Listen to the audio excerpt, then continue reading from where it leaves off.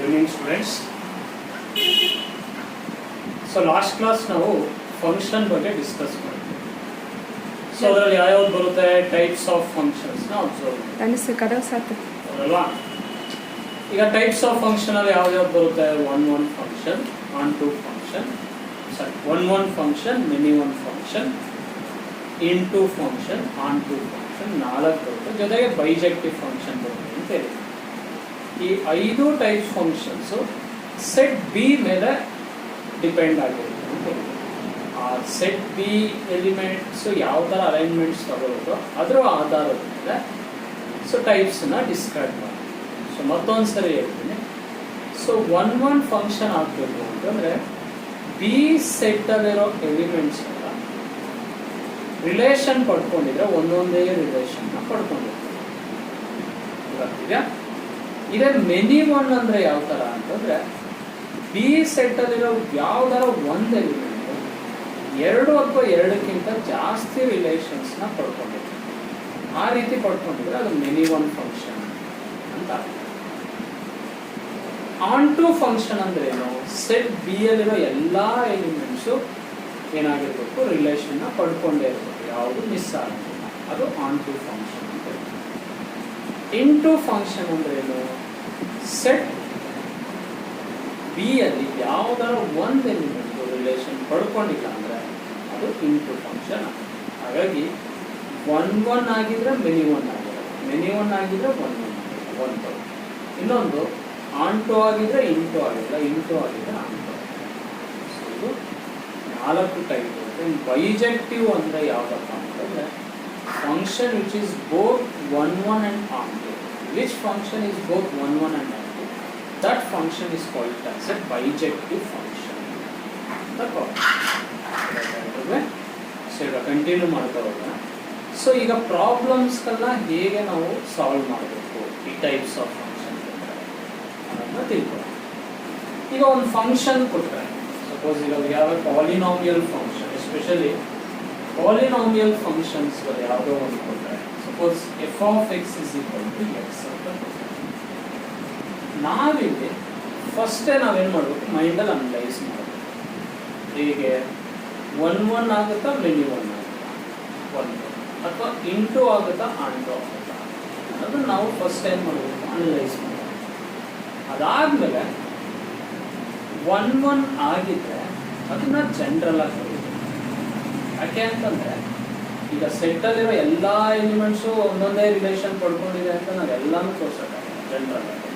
ಹಾಗಾಗಿ ಅದನ್ನ ಏನು ಮಾಡ್ತೀವಿ ಅಂದರೆ ಈ ಒನ್ ಆಗಿದ್ರೆ ಅದನ್ನು ಜನರಲ್ ಆಗಿ, ಒನ್ ಆಗಿಲ್ಲ ಅಂದರೆ ಮೆನಿ ಒನ್ ಆಗಿದ್ರೆ ಅದನ್ನು ನಾವೇನು ಮಾಡ್ತೀವಿ? ಎಕ್ಸಾಂಪಲ್ ಕೊಡ್ತೀವಿ. ಯಾವುದೋ ಒಂದು ಎಲಿಮೆಂಟ್ಗೆ 2 ರಿಲೇಷನ್ ಬಂದಿದೆ ಅಂತ ತೋರಿಸಿದ್ರೆ ಸಾಕು. ಯಾವುದೋ ಒಂದು ಎಲಿಮೆಂಟ್ಸ್ಗೆ 2 ರಿಲೇಷನ್ ಪಡ್ಕೊಂಡಿದೆ ಅಂತ ತೋರಿಸಿದ್ರೆ ಅದು ಮೆನಿ ಒನ್ ಆಗಿದೆ. ಹಾಗಾಗಿ ಒನ್ನ ಜನರಲ್ ಆಗಿ ತಗೊಂಡು ಮೆನಿ ಒನ್ನ ಎಕ್ಸಾಂಪಲ್. ನೆಕ್ಸ್ಟ್ ಆನ್ ಟುನ ಇಂಟುನ ಅನಲೈಸ್ ಮಾಡಬೇಕು. ಇದು ಅಷ್ಟೇ. ಆನ್ ಟು ಆಗಿದ್ರೆ ಜನರಲ್ ಆಗಿ ತಗೋಬೇಕು, ಇಂಟು ಆಗಿದ್ರೆ ನಾವೇನು ಮಾಡ್ತೀವಿ? ಎಕ್ಸಾಂಪಲ್ನ ತಗೋಬೇಕು. ಸ್ವಲ್ಪ ಸೌಂಡ್ ಆಗಿ ಹೇಳೋ ಕೇಳಿಸ್ತೀವಿ. ಸೊ ಈಗ ನಾವೇನು ಮಾಡೋಣ ಅಂದರೆ ಈ ಪ್ರಾಬ್ಲಮ್ಸ್ಗಳನ್ನ ಸಾಲ್ವ್ ಮಾಡೋದು ಹೇಗೆ ಅಂತ ತಿಳ್ಕೊಳ್ಳಿ. ಒನ್ ಆಗಿದ್ರೆ ಅದನ್ನು ಜನರಲ್ ಆಗಿ ಹೇಗೆ ಬರೀಬೇಕು ಅನ್ನೋದು ಮಾಡೋಣ. ಆನ್ ಟು ಆಗಿದ್ರೆ ಅದನ್ನು ಜನರಲ್ ಆಗಿ ಹೇಗೆ ಬರೀಬೇಕು. ಈಗ ಫಂಕ್ಷನ್ ಯಾವ್ದಾರ ಕೊಟ್ಟಿದೆ, ಆ ಫಂಕ್ಷನ್ ಯಾವ ಸೆಟ್ಟಿಂದ ಬಂದಿದೆ, ಯಾವ ಸೆಟ್ಟಿಂದ ಯಾವ ಸೆಟ್ ಇದೆ.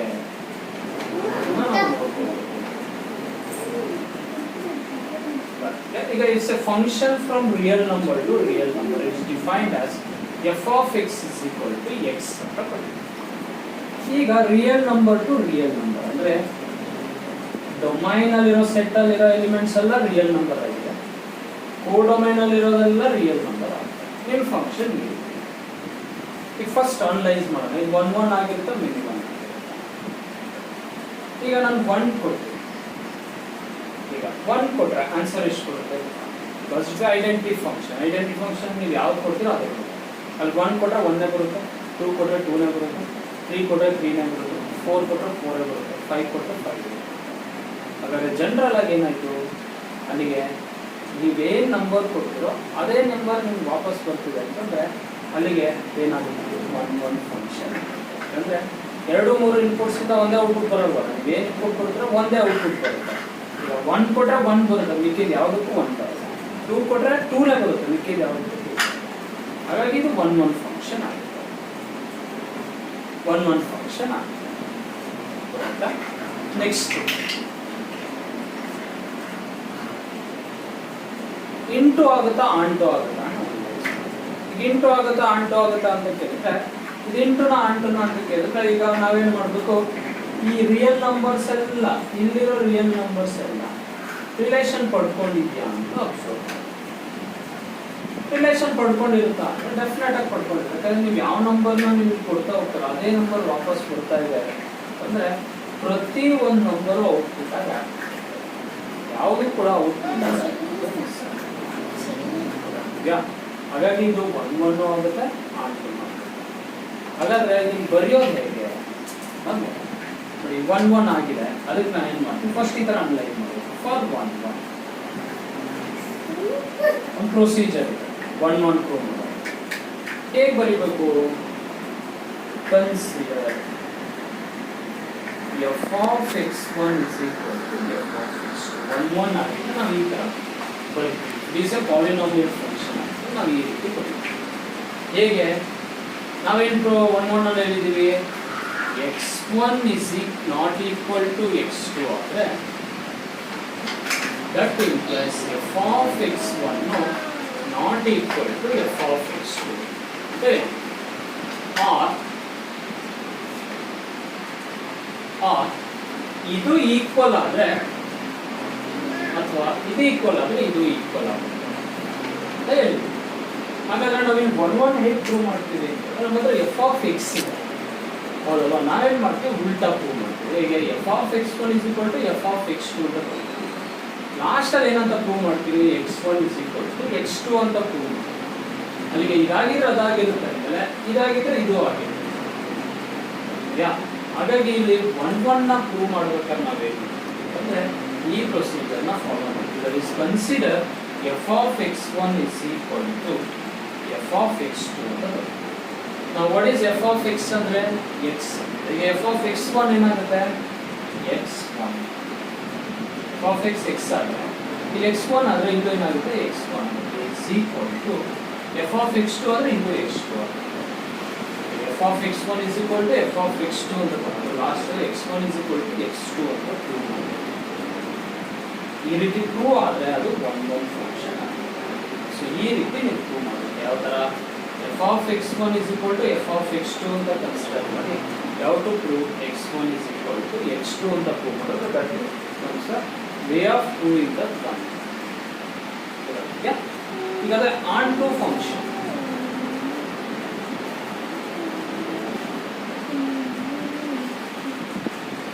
ಈಗ ಆನ್ ಟು ಫಂಕ್ಷನ್, ಈ ಆನ್ ಟು ಫಂಕ್ಷನ್ನ ಹೇಗೆ ಬರೀಬೇಕು? ರಿಪೋರ್ಟ್ನ ಇದನ್ನು ನಾವೇನು ಮಾಡ್ತೀವಿ? ವರ್ಡ್ಸ್ ಅಲ್ಲಿ ಹೇಗೆ ಬರೀತೀವಿ? ಇಮೇಜ್ ಹೇಗೆ ಬರೀತೀವಿ? ಸೆಟ್ ಆಫ್ ಅಲ್ಲೇ ಡೆಫಿನೇಷನ್ ಇದೆ. Set of all elements of codomain. Set of all elements of codomain must be related to at least one element of domain. Do now sentence. That is, set of all elements of codomain must be related to at least one element of domain. The last one conclusion, that implies range of f is equal to codomain of f. Codomain of f. Therefore, f is onto function. ಇಲ್ಲಿ f is 1. ಇದು general ಆಗಿ prove ಮಾಡೋದು. 1 1 ಆಗಿದೆ ಅಂತ prove ಮಾಡಬೇಕು ಅಂದರೆ F of x1 is equal to F of x2 ತಗೊಂಡು x1 is equal to x2 ಅಂತ ಪ್ರೂವ್ ಮಾಡಬೇಕು. ಆನ್ ಟು ಫಂಕ್ಷನ್ ಆಗಿದೆ ಅಂದರೆ ಬಿ ಅಲ್ಲಿರೋ ಎಲ್ಲ ಕೋಡೊಮೈನ್ ಅಲ್ಲಿರೋ ಎಲಿಮೆಂಟ್ಸು ಅಟ್ಲೀಸ್ಟ್ ಒಂದು ಎಲಿಮೆಂಟ್ ಆಫ್ ಡೊಮೈನಿಂದ ಒಂದು ಎಲಿಮೆಂಟಿಂದ ರಿಲೇಷನ್ ಪಡ್ಕೊಂಡಿರುತ್ತೆ ಅಂತೇಳಿ range of F is equal to codomain of F is on.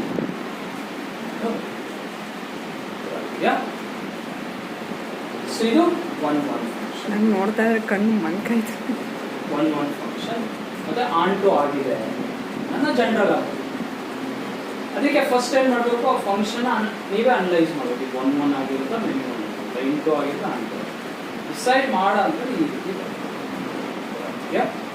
ಈಗ suppose f of X is equal to X square ಆದರೆ ಏನಾಗುತ್ತೆ? F of X is equal to X square ಆದರೆ ಧನುಷ್ ಕದವ್ ಸತ್ಮ ಧನು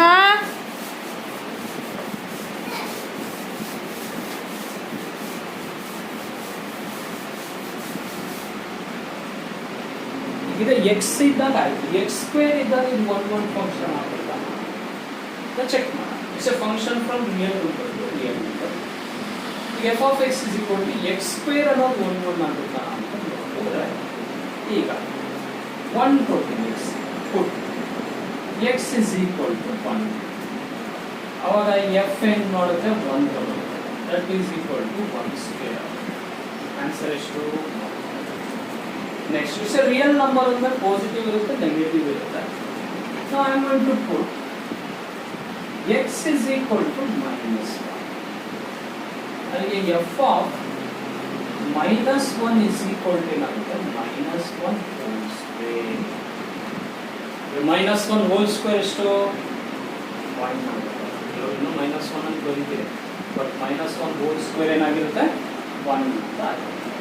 ಹಾಗಾದ್ರೆ ಇಲ್ಲಿ ಅಬ್ಸರ್ವ್ ಮಾಡಿ, ಇದು ಎಕ್ಸ್ ಒನ್, ಇದು ಎಕ್ಸ್ ಟು, ಎರಡು equal not equal. Is X one not equal to X two. But F of one F of minus one to one. ಹಾಗಾದ್ರೆ F of one is equal to F of minus one. ಅದು not equal ಆಯಿತು, ಇದು equal ಆಯಿತು. ಅದರ ಅಲ್ಲಿಗೆ ಇದು one many one ಅಂದರೆ many one ಆಗುತ್ತೆ. ಎರಡು ಇನ್ಪುಟ್ಗೆ ಒಂದೇ ಔಟ್ಪುಟ್. ಒಂದು ಆನ್ಸರ್ ಒಂದೇ, ಮೈನಸ್ ಒಂದು ಆನ್ಸರ್. ಈ ಥರ ಯಾವುದರ ಒಂದನ್ನು ನಾವು ಇಂಡಿಕೇಟ್ ಮಾಡಿ ತೋರಿಸಿದ್ರೆ ಸಾಕು. ಹಾಗಾಗಿ ಇದು ಮೆನಿ ಒನ್ ಫಂಕ್ಷನ್ ಆಗಿದೆ.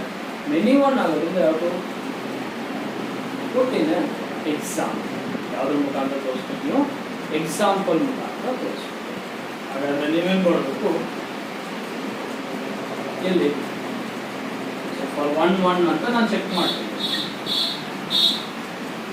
ಒನ್ ಅಂತ ತಗೋಣ. ಒನ್ ಆಗುತ್ತಾ ಇಲ್ವಾ ಅಂತ ನಾವೇನು ಮಾಡ್ಬೋದಿದೆ?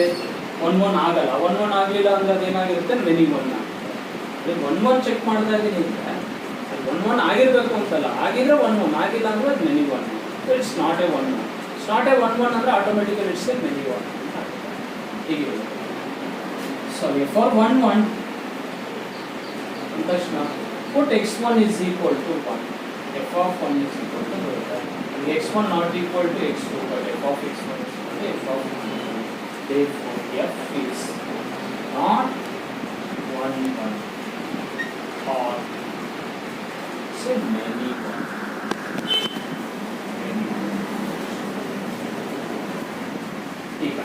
Next, for on. ಇಂಟುನ ಆನ್ ಟುನ ಚೆಕ್ ಮಾಡಿ. ಆನ್ ಟುನ ಅಂತ ನಾನು ನೋಡಕ್ಕೆ ಹೋಗ್ತೀನಿ. ಅದು ಆನ್ ಟು ಆಗಿದ್ರೆ ಆನ್ ಟು ಆಗಲಿಲ್ಲ ಅಂದರೆ ಅದು into. It's not a onto ಅಂತ ಹೇಳಿದ್ರೆ ಅದನ್ನು ಇಂಟು ಅಂತ ಕಾಲ್ ಮಾಡಿ. ಈಗ ಆನ್ ಟು ಆಗಿರುತ್ತಾ ಚೆಕ್ ಮಾಡೋದು. ಅಲ್ಲಿ ಆನ್ ಟು ಏನಾಗುತ್ತೆ? ರಿಯಲ್ ನಂಬರಲ್ಲಿರೋ ಎಲ್ಲ ಈ ಕೋಡೊಮೈನಲ್ಲಿರೋ ಎಲ್ಲ ಎಲಿಮೆಂಟ್ಸು ರಿಲೇಷನ್ನ ಪಡ್ಕೊಂಡಿರ್ಬೇಕು ಅಂತ ಹೇಳುತ್ತೆ. ಬಟ್ ಇಲ್ಲಿ ಸ್ಕ್ವೇರ್ ಇರೋದ್ರಿಂದ ಏನಾಗುತ್ತೆ? ಇದು ಪಾಸಿಟಿವ್ ಕೊಟ್ಟರು ಪಾಸಿಟಿವ್ ತಗೊಳ್ತೆ, ನೆಗೆಟಿವ್ ಕೊಟ್ಟರು ನೆಗೆಟಿವ್ ತಗೊಳ್ತೆ. ಹಾಗಾದರೆ ನೆಗೆಟಿವ್ ನಂಬರ್ಸು ರಿಲೇಷನ್ನೇ ಪಡ್ಕೊಂಡಿರ್ತಾರೆ. ಈ ಥರ ನಾವು ಅನಲೈಸ್ ಮಾಡಬೇಕು. ಯಾಕಂದರೆ ಈಗ ಒನ್ ಕೊಟ್ಟರೆ ಒನ್ ಬರುತ್ತೆ, ಮೈನಸ್ ಒನ್ ಕೊಟ್ಟರೆ ಒನ್ನೇ ಬರುತ್ತೆ. But we can't get negative values. So ಸ್ಕ್ವೇರಲ್ಲಿ ಔಟ್ಪುಟ್ ಆಗಿ ನೆಗೆಟಿವ್ ವ್ಯಾಲ್ಯೂಸ್ ಬರೋಕ್ಕೆ ಸಾಧ್ಯ ಇಲ್ಲ. ಹಾಗಾಗಿ ನಾವೇನು ಮಾಡಬೇಕು? ಎಲ್ಲ ನೆಗೆಟಿವ್ ವ್ಯಾಲ್ಯೂಸ್ ತೋರಿಸ್ಬೇಕು ಅಂತಲ್ಲ, ಇಷ್ಟೇ ಜಸ್ಟ್. ಈಗ ಇದು ಆನ್ ಟು ಚೆಕ್ ಮಾಡೋಕೆ ಹೋಗ್ತಾ ಇದ್ದೀನಿ. ಬಟ್ ಇದು ಆನ್ ಟು ಆಗಲಿಲ್ಲ ಅಂದರೆ ಇದೇನಾಗುತ್ತೆ ಇಂಟು ನಾವೇನು ಮಾಡಿದ್ವಿ ಅಂದರೆ ಎಕ್ಸಾಂಪಲ್ ಕೊಟ್ಟರೆ just I am going to give like this here -1 belongs to ಯಾವ ಸೆಟ್ಟು ಕೋಡೊಮೈನ್ ಅಲ್ಲಿ ಇದೆಯಲ್ಲ ಆ set that is R bracket ಅಲ್ಲಿ ಕೋಡೊಮೈನ್ ಅಂತ ಬರುತ್ತೆ.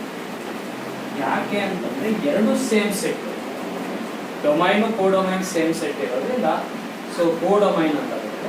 ಇಯರ್ -1 ಯಾವ್ದಾದ್ರು ತಗೊಳ್ಳಿ ನೆಗೆಟಿವ್ ಅಲ್ಲಿ, ನಾನು ಸುಮ್ಮನೆ -1 ಬಿಲಾಂಗ್ಸ್ ಟು ಆರ್ ಬ್ರಾಕೆಟ್ ಅಲ್ಲಿ ಕೋಡೊಮೈನ್ is not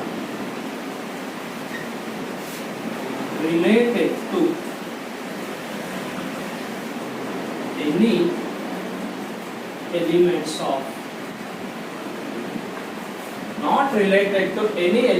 of domain.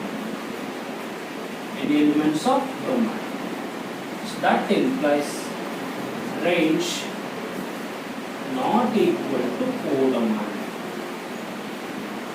Range not equal to codomain. Therefore F is not onto or into function. F is not onto or into function. So ಈ ತರ ನಾವೇನು ಮಾಡ್ತೀವಿ, ಎಕ್ಸಾಂಪಲ್ ಕೊಡ್ತೀವಿ.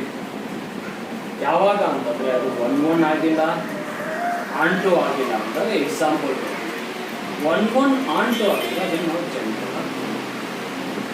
ಆಯ್ತಾ ಯಾವ ಥರ ಪ್ರಾಬ್ಲಮ್ ಸಾಲ್ವ್ ಮಾಡಬೇಕು ಅಂತ 1 ಪ್ರೂವ್ ಮಾಡಬೇಕು ಅಂದರೆ f(x1) = f(x2) ಅಂತ ತಗೊಂಡು x1 = x2 ಅಂತ ಪ್ರೂವ್ ಮಾಡಬೇಕು. ಆನ್ಟು ಆಗಿದ್ರೆ it's A definition, that is every element of set codomain is complete set codomain is completely related to the or at least one element of domain ಅಂತ ಇರುತ್ತೆ. Next, range of f is equal to codomain. Range is equal to codomain. ಇದೆ 1 ಆಗಿಲ್ಲ many 1 ಆಗಿದೆ, ಎರಡು ಇನ್ಪುಟ್ನ ತಗೊಳ್ಳಿ, ಒಂದೇ output ಬರೋ ಥರ ತೋರಿಸಿ ಫಂಕ್ಷನ್. ಎರಡು ಇನ್ಪುಟ್ ತಗೊಂಡು ಒಂದೇ ಔಟ್ಪುಟ್ ಬರೋ ಥರ ಎಕ್ಸಾಂಪಲ್ ತೋರಿಸಿ. ಅದೇ ಇಂಟು ಆನ್ಟು ಆಗಿಲ್ಲ ಅದು ಇಂಟು ಆಗಿದೆ ಅಂದರೆ ಯಾವ ಎಲಿಮೆಂಟ್ಗೆ ರಿಲೇಷನ್ ಇಲ್ಲ ಅದನ್ನು ತೋರಿಸಿ. ಈ ರೀತಿ ಪ್ರಾಬ್ಲಮ್ಸನ್ನು ಸಾಲ್ವ್ ಆಯಿತಾ. ಸೊ ನಾನೀಗ ಪ್ರಾಬ್ಲಮ್ಸ್ ಯಾವ ರೀತಿ ಮಾಡಬೇಕು ಅಂತ ನಿಮ್ಗೆ ಹೇಳಿದ್ದೀನಿ. ಈಗ ನಿಮ್ಗೆ ಒಂದಷ್ಟು ಪ್ರಾಬ್ಲಮ್ಸ್ಗಳನ್ನ ನಾನೀಗ ವಾಟ್ಸಪ್ ಮಾಡ್ತೀನಿ, ಪ್ರಾಬ್ಲಮ್ನ ನನಗೆ ಸಾಲ್ವ್ ಮಾಡಿ ಮೆಸೇಜ್ ಮಾಡಿ ಆಯಿತಾ. ಸೊ ಅಷ್ಟೇ.